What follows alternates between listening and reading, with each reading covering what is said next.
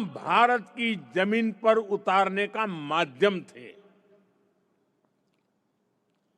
Raisina hills का चुनाव भी इसलिए किया गया कि इमारतें अन्य इमारतों से ऊपर रहे, कोई उनकी बराबरी ना कर सके। अब संयोग से सेवा तीर्थ का ये पूरा परिसर किसी पहाड़ी पर न होकर जमीन से ज्यादा जुड़ा है। साउथ ब्लॉक और नॉर्थ ब्लॉक जैसी इमारतें जहां ब्रिटिश हुकूमत की सोच को लागू करने के लिए बनी थी, वहीं आज मैं गर्व के साथ कह सकता हूं कि सेवा तीर्थ और कर्तव्य भवन जैसे नए परिसर भारत की जनता की आकांक्षाओं को पूरा करने के लिए बने हैं। यहां से जो फैसले होंगे वो किसी महाराजा की सोच को नहीं, 140 करोड़ देशवासियों की अपेक्षाओं को आगे बढ़ाने का आधार बनेंगे। इसी अमृत भावना के साथ आज मैं ये सेवा तीर्थ, एक कर्तव्य भवन भारत की जनता को समर्पित कर रहा हूं। साथियों, इस समय 21वीं सदी का पहला क्वार्टर पूरा हो चुका है। ये आवश्यक है कि विकसित भारत की हमारी कल्पना केवल नीतियों और योजनाओं में ही नहीं, हमारे कार्यस्थलों, हमारी इमारतों में भी दिखाई दे, जहां से देश का संचालन होता है वो जगह प्रभावी भी होनी चाहिए और प्रेरणादायी भी होनी चाहिए। वो इम्प्रेसिव भी हो और इंस्पायरिंग भी हो। आज नई नई टेक्नोलॉजी तेजी से हमारे बीच जगह बना रही है, लेकिन इन सुविधाओं के विस्तार के लिए, नए टूल्स के उपयोग के लिए पुरानी इमारतें नाकाफी पड़ रही है। साउथ ब्लॉक, नॉर्थ ब्लॉक, पुराने भवनों में जगह की कमी थी, सुविधाओं की भी अपनी सीमाएं थी। करीब करीब 100 साल पुरानी ये इमारतें भीतर से जर्जर होती जा रही थी। इसके अलावा भी कई चुनौतियां थी। मैं समझता हूं इन चुनौतियों के बारे में भी देश को निरंतर बताया जाना जरूरी है। जैसे आजादी के इतने दशकों के बाद भी भारत सरकार के अनेकों मंत्रालय दिल्ली के 50 से ज्यादा अलग अलग स्थानों से चल रहे हैं। हर साल इन मंत्रालयों की इमारतों के किराए पर ही प्रति वर्ष 1,500 करोड़ रुपए से ज्यादा खर्च हो रहे हैं। हर रोज 8 से 10,000 कर्मचारियों को एक इमारत से दूसरी इमारत में जाने का लॉजिस्टिक खर्च अलग होता था। अब सेवा तीर्थ और कर्तव्य भवनों के निर्माण से ये खर्च कम होगा, समय बचेगा और कर्मचारियों के समय की इस बचत से प्रोडक्टिविटी बढ़ेगी।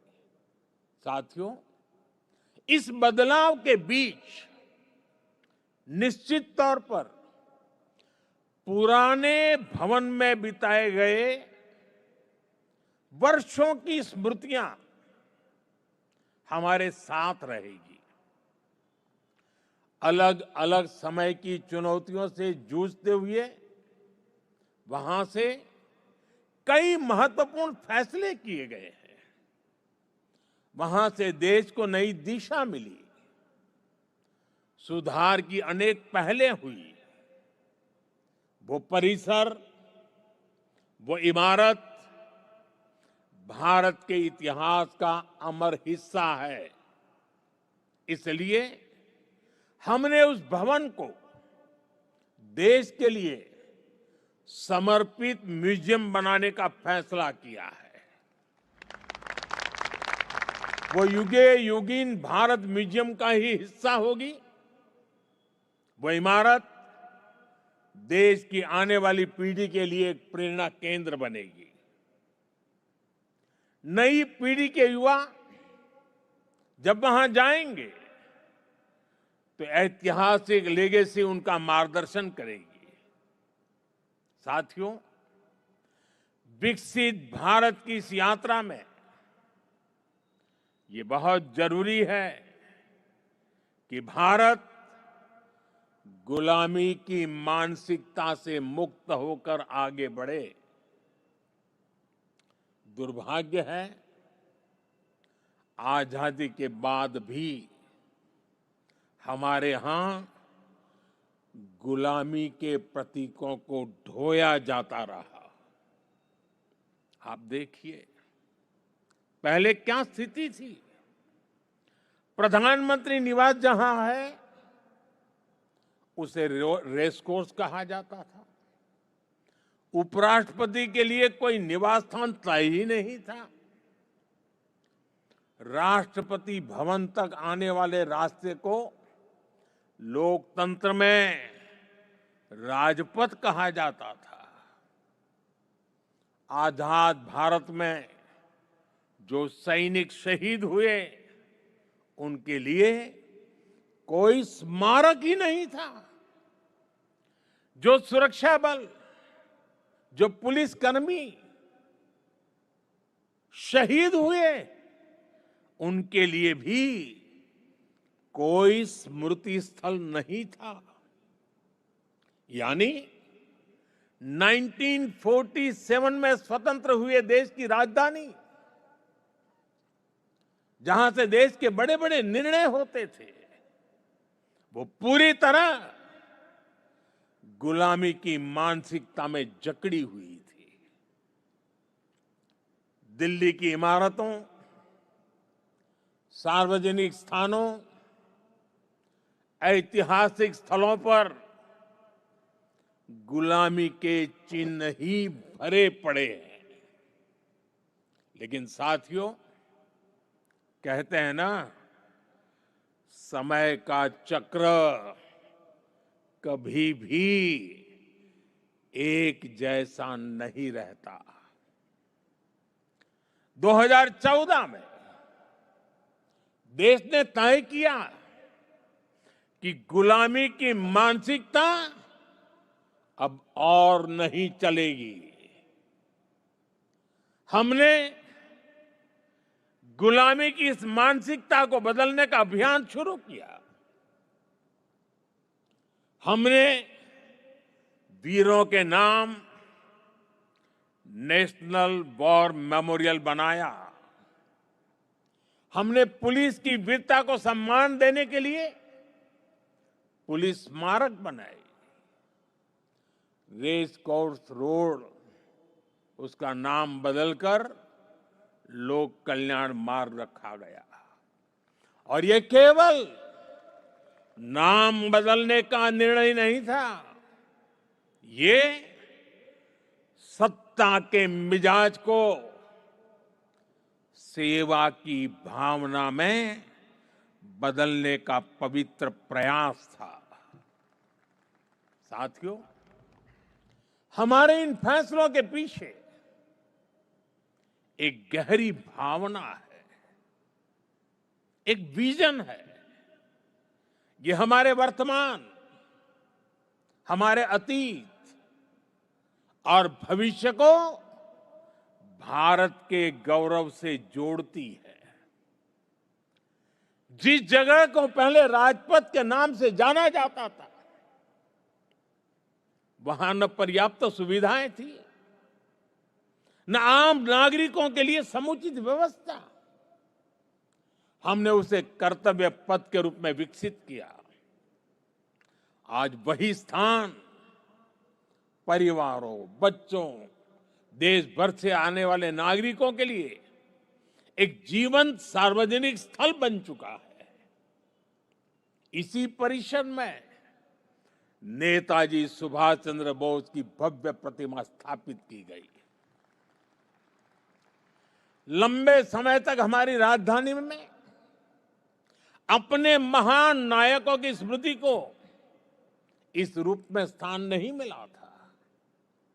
हमने यह तय किया कि देश की नई पीढ़ी राजधानी के केंद्र में अपने नायकों से प्रेरणा ले। राष्ट्रपति भवन परिसर में भी परिवर्तन किए गए। मुगल गार्डन का नाम बदलकर अमृत उद्यान किया गया। जब पुरानी संसद के पास नए संसद भवन का निर्माण हुआ, तो हमने पुराने भवन को भुलाया नहीं। हमने उसे संविधान सदन के रूप में नई पहचान दी। जब अलग अलग मंत्रालयों को एक परिसर में लाया गया, तो उन भवनों को कर्तव्य भवन का नाम दिया गया। नाम बदलने की ये पहल केवल शब्दों का बदलाव नहीं है। इन सभी प्रयासों के पीछे वैचारिक सूत्रता एक ही है। स्वतंत्र भारत की स्वतंत्र पहचान, गुलामी से मुक्त निशान। साथियों, नए प्रधानमंत्री कार्यालय का नाम है सेवा तीर्थ। सेवा की भावना ही भारत की आत्मा है। सेवा की भावना ही भारत की पहचान है। श्री रामकृष्ण परमहंस जी कहते थे, शिव ज्ञान से जीव ज्ञान सेवा। यह विचार केवल आध्यात्मिक नहीं है, यह राष्ट्र निर्माण का दर्शन है। यह भवन हमें हर क्षण याद दिलाएगा कि शासन का अर्थ से